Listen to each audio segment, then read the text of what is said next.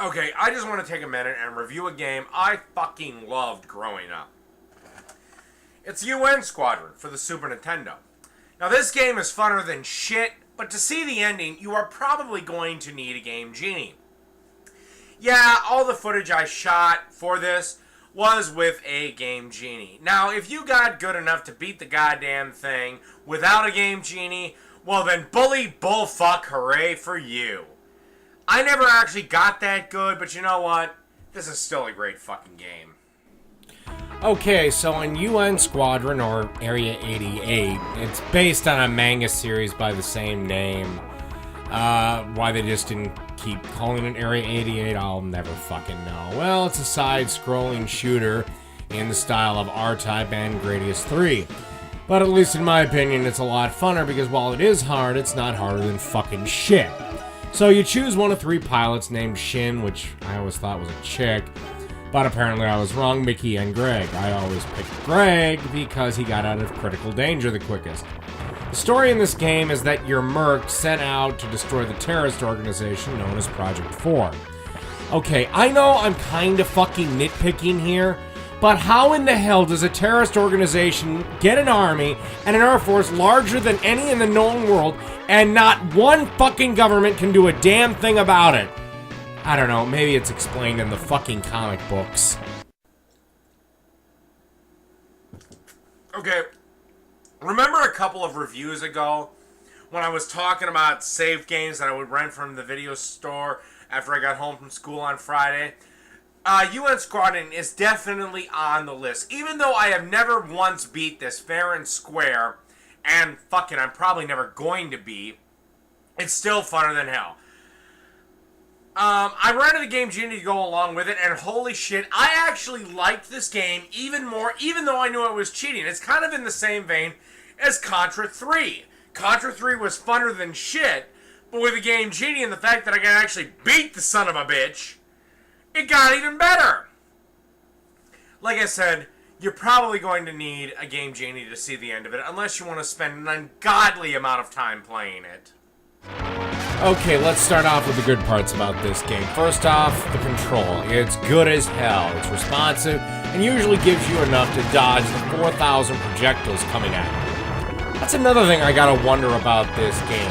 I mean, sure, it's a mercenary army, but I mean, one fucking pilot against like 400? That's really fucking fair. Why the hell can't the mercs get a few other pilots and planes?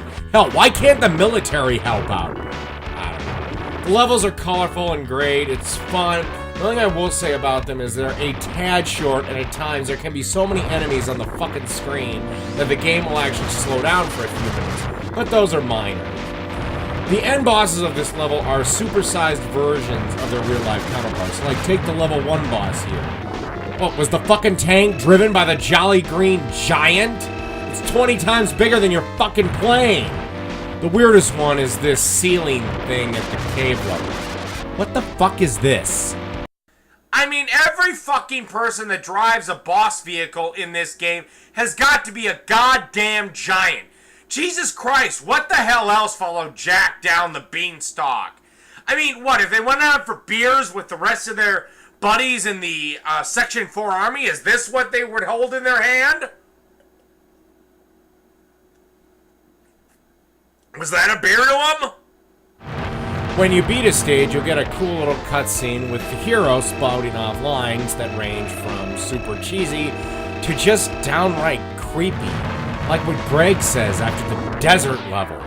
So long, enjoy your desert graves? What the fuck is that?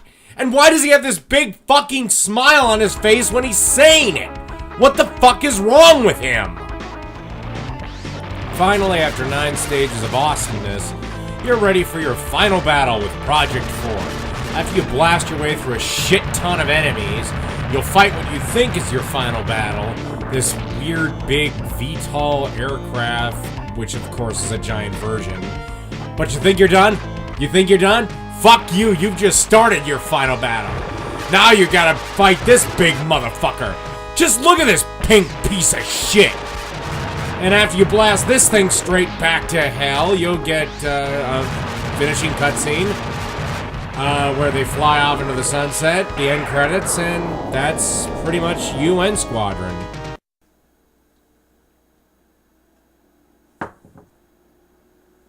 Well, that's UN Squadron. And is it still fun? Well, hell fucking yeah, yes it is. If you collect Super Nintendo games, then this game should definitely be in your collection. I do not believe it has been ported to the Virtual Console for the Wii as of yet. If I am wrong, please feel free to tell me so. Fortunately, it is still reasonably priced. I picked up mine for about $10, including shipping and handling. And you know what? For me, UN Squadron will always be on my list for the top SNES games of all time.